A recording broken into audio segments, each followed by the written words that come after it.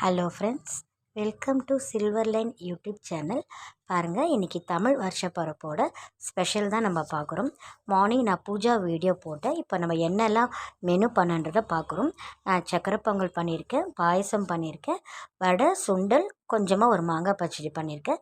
அதுக்கான இன்க்ரீடியன்ஸ்லாம் ரெடி பண்ணி வச்சுருக்கேன். பாருங்கள், சுண்டல் வந்து இந்த ஒயிட் சென்னா வெள்ளைக்கடலை வந்து நான் மார்னிங்கே வந்து அதை என்ன சொல்கிறது நைட் ஊற போட்டுட்டு மார்னிங் ஃபஸ்ட்டு பேட்சே நான் சுண்டல் தான் வேக வச்சேன். அதுக்கப்புறமா தான் நான் அதே ப்ரெஷர் குக்கரில் இதெல்லாம் ரெடி பண்ணேன். சக்கரை பொங்கலாம் பாயசத்துக்கு பால் வந்து பாயில் பண்ணி ரெடியாக இருக்குது. இது சக்கரை பொங்கலுக்கு பச்சரிசியும் அண்டு கொஞ்சோண்டு பாசிப்பருப்பு, அது வடைக்கு வந்து துவரம்பருப்பு, உளுத்தம்பருப்பு, கடலைப்பருப்பு, கொஞ்சம் பாசிப்பருப்பு. இது பாருங்கள், இந்த வேப்பம்பூ நான் ஃபஸ்ட்டு ஒரு வீடியோவில் பார்த்துருப்பீங்க. பக்கத்து வீட்டில் இருந்த வேப்ப மரம் தான், அது ஜஸ்ட் ஜன்னல் வழிக்க ஒரு வீடியோ எடுத்தேன்.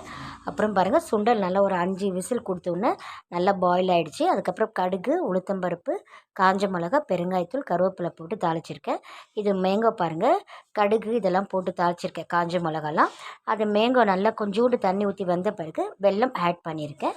அதுக்கப்புறம் பார்த்திங்கனாக்கா பாயசத்துக்கு கொஞ்சம் ஜவ்வரிசி ஊற வச்சுருந்தேன், சேமியா, இது ரெண்டுமே போட்டு ஒரு பால் பாயசம் பண்ணி அந்த முந்திரி, திராட்சை, ஏலக்காய் அதெல்லாம் போட்டு அதை ரெடி பண்ணிட்டோம். பாருங்கள், பருப்புக்கு வந்து மிக்சியில் தான் சும்மா கொரன்னு அரைச்சி அந்த பருப்பை. அப்புறம் அதில் பார்த்திங்கனாக்கா அதிலும் பெருங்காயத்தூள், கொஞ்சம் பச்சை மிளகா, 2 காஞ்ச மிளகா, இஞ்சி, கருவேப்பிலை, கொத்தமல்லி எல்லாமே போட்டிருக்கேன். அப்புறம் நல்லா எண்ணெய் வச்சுட்டு ஹீட்டான பிறகு இந்த வடையை சுட்டு நம்ம ரெடி பண்ணிட்டோம்.